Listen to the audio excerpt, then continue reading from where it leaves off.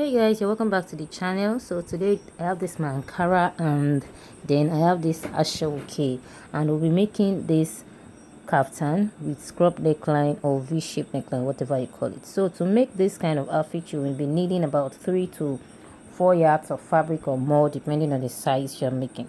But for this one, I'll be using this 2 yards. I have just 2 yards of fabric, can you see, and I'll be using everything. So when you get your fabric, you fold it in a way that it would be enough for your measurements, that is the widest part of your hip, or sorry, of your body. Example, your hip into 4 plus excesses. So I folded this fabric into 4 like this. I'll be using all the measurements for my client. So now first thing I'll do is to mark the starting point on my fabric, just like I'm doing, and this will serve as the shoulder line. Okay, so on the shoulder line here, what I'll do now is to take my shoulder measurements divided by 2. Okay, I have 16 divided by 2, that is 8. So after which I've marked it like so, then you will now mark the length of your shoulder line, your sleeve rather.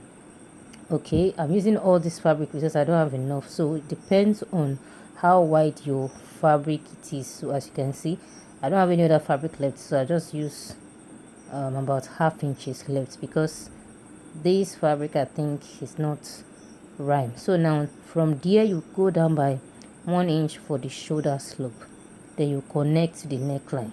So for the neckline now, I'll be using 3 inches wide and 2.5 inches depth for the back neckline. Although we'll be cutting it together, create your round neckline. After cutting together, I will separate it and cut the front separately. So now after the round neckline, you connect to the shoulder slope from the neck width, just like I'm doing. Okay, so after that now I want to take my bust point measurement. So from the shoulder, you come down to your bust point, whatever measurement you have, +1. Okay, and it might not be +1, you can just decide to leave it like that. That +1 is optional. So I'll mark it forward just to confirm I have a straight line. Okay, so after that now I'll connect with the straight line.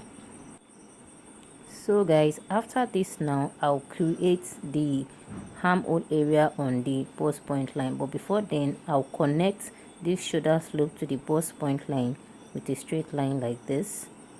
Okay, so now to create the armhole, because it's more or less like a kimono type of cutting, so you will divide your bust measurements by 4.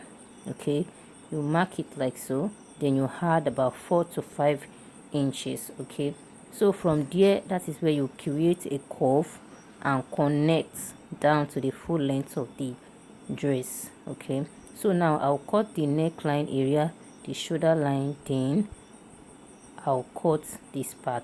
But before then, I would like to mark it straight down, okay, for us to see.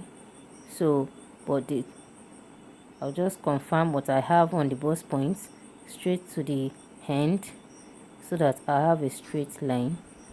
Please guys, always confirm your measurements, it's important. Then I'll connect with a straight line like so.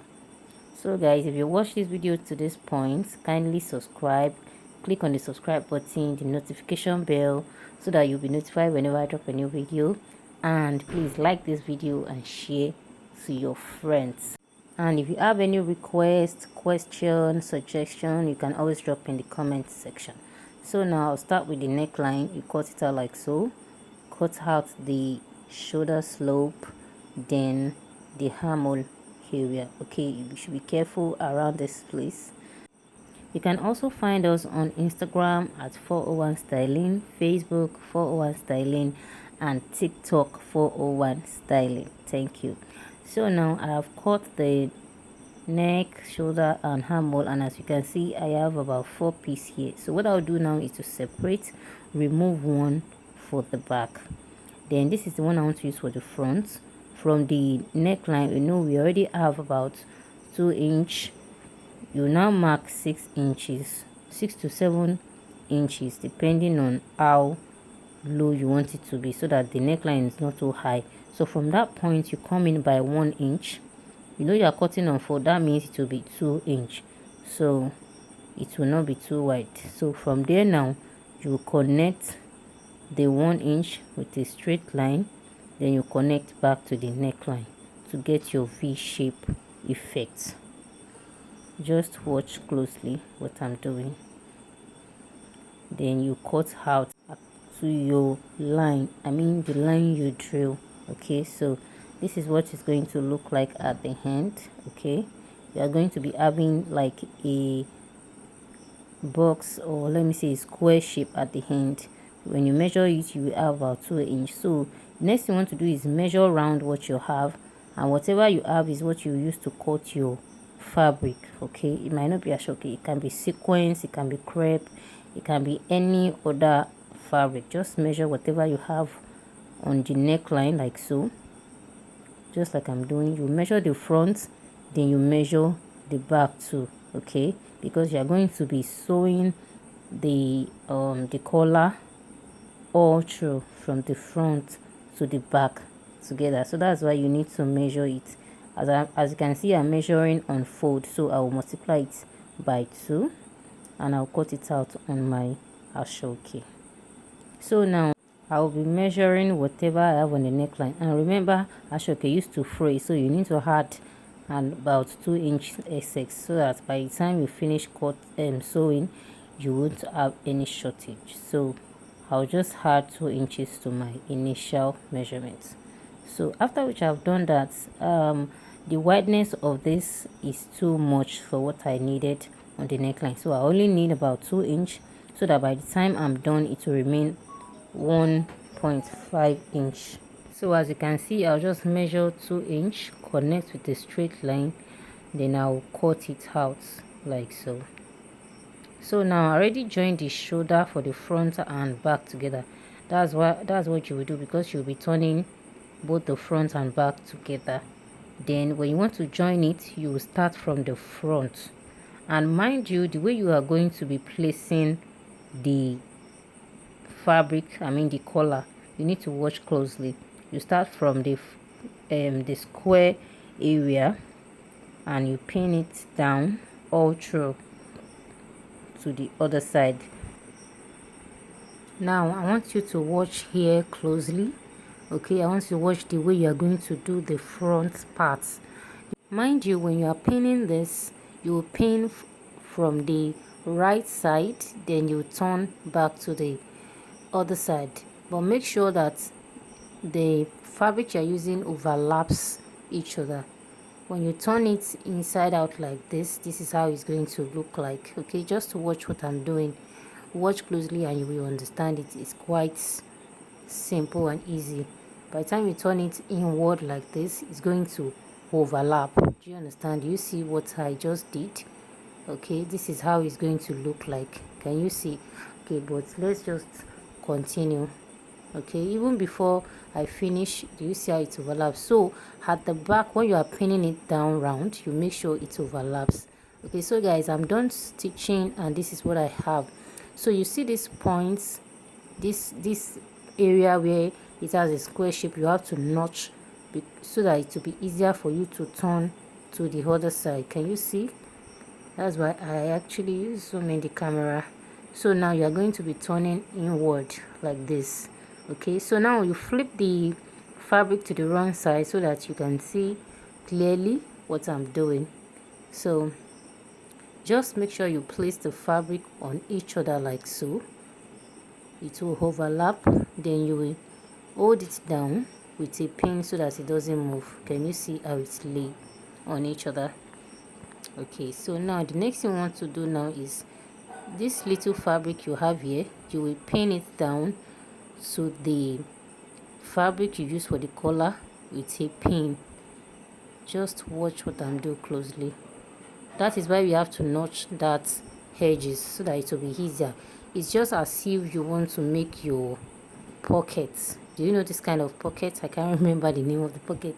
There's this particular pocket we used to have on a jacket, the way we used to I can't remember, maybe before I finish. So now you will stitch this part down. Okay, and you must have stitched this area down to this point. Then you can always draw a straight line just to guide you, but you flip to the back like this and you run a stitch on it. So guys, I'm done, and this is what I have. Can you see? Okay, and this is the front part. Now you have to flip the fabric to the front side. Okay, so this is what we have. Our crop neckline is ready. So you can only tag this part down a little bit just to hold it down, or you can leave it like that. So now if you want to have a design in the front, you can add it, and if not, you can add your pocket, or you just leave it like this. Join the armhole and you're done. But sorry, I skipped this part.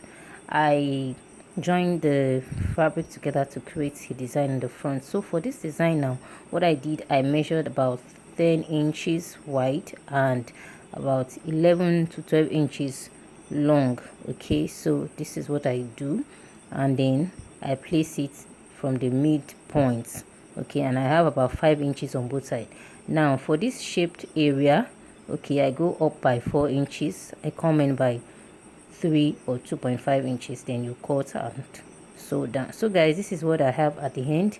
Next thing I want to do now is to secure the armhole or the sleeve area. Okay, this part that starts at the sleeve.